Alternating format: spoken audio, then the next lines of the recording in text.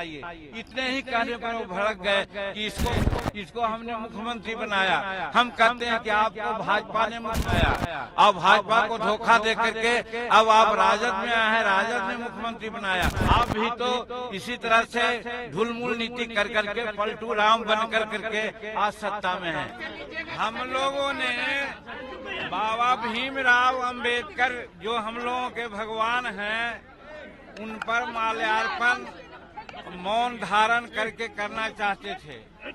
उनको बताना चाहते थे, ये हम लोगों के भगवान, आप अनुसूचित जाति, जनजाति और महिलाओं के लिए क्या क्या न किए हैं, क्या क्या न लिखे हैं, और संविधान भी बनाए हैं।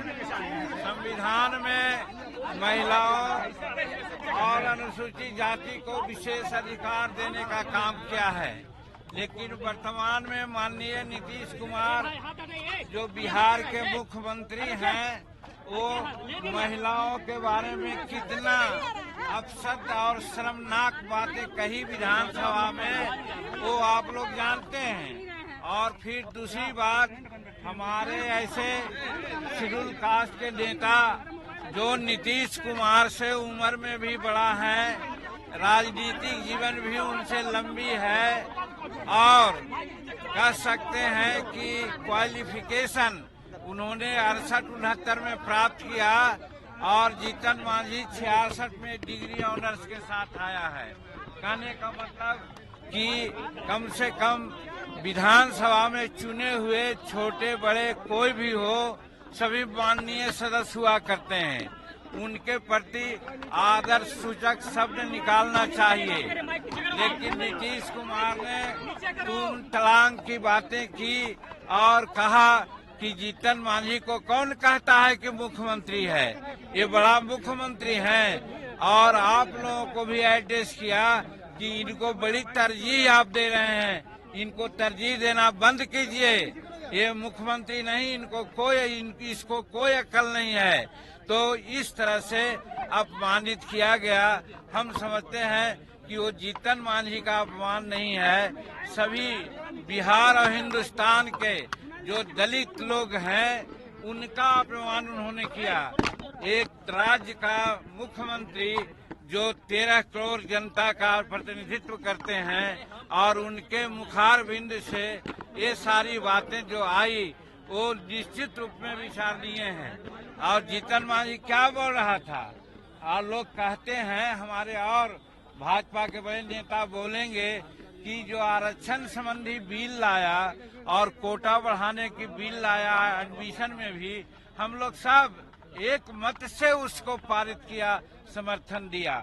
तो फिर उसमें विरोध की कौन बातें आती है।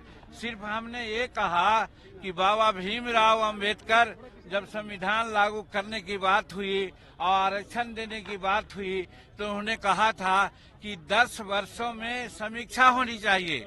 हुजूर, आप 18 वर्ष व्यतीत कर दिए, आपके छोटे बड़े भाई भी 15 वर्ष मुख्यमंत्री में रहे, आखिर क्यों नहीं इसका समीक्षा हुआ। और हम बताते हैं कि 16% कोटा हमको होना चाहिए था। अगर आज जांच किया जाएगा तो वो 7 या 8% से ज्यादा नहीं है। दूसरी बात हमने बोला कि यहाँ के जो पदाधिकारी हमारे शेड्यूल कास्ट के हैं, उनके लिए 1971 में ही रोस्टर लागू है, और रोस्टर लागू होने के उपरांत 16% प्रमोशन में आरक्षण मिलना चाहिए। लेकिन आज हमारे शेड्यूल कास्ट और शेड्यूल ट्राइब्स के पदाधिकारियों की गिनती अगर की जाए तो 3.7% उनका प्रतिनिधित्व है।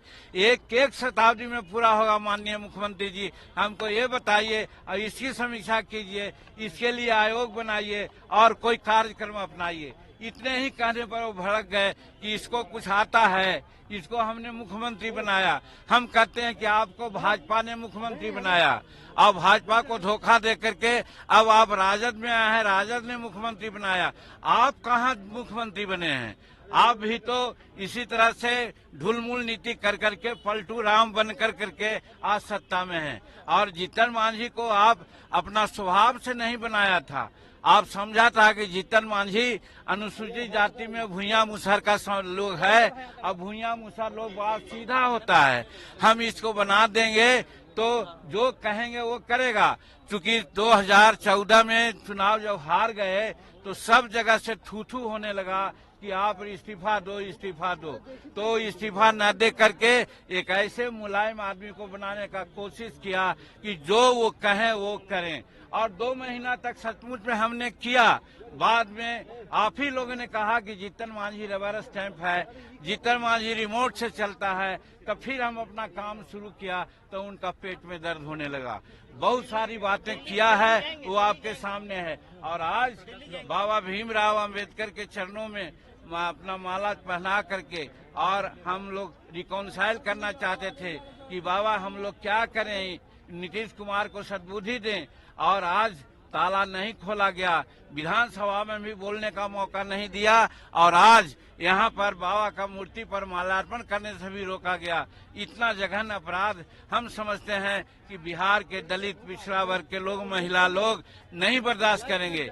और ऐसा ये न किए हैं तो हम लोग छठ के बाद दिल्ली के जो हम राजधानी है वो राजघाट में भी महात्मा गांधी के सामने भी हम लोग प्रार्थना करेंगे कि नीतीश कुमार को सद्बुद्धि दे, और लोगों से कहेंगे कि ऐसे आदमी जो दिमागिया फल माने एक तरह से दिवालियापन हो गया है उनका दिमाग का, ऐसे लोगों को मुख्यमंत्री के पद पर रहने का कोई हक नहीं। इसके लिए भी जरूरत पड़ी तो कानूनी कार्रवाई भी हम लोग करने को सोच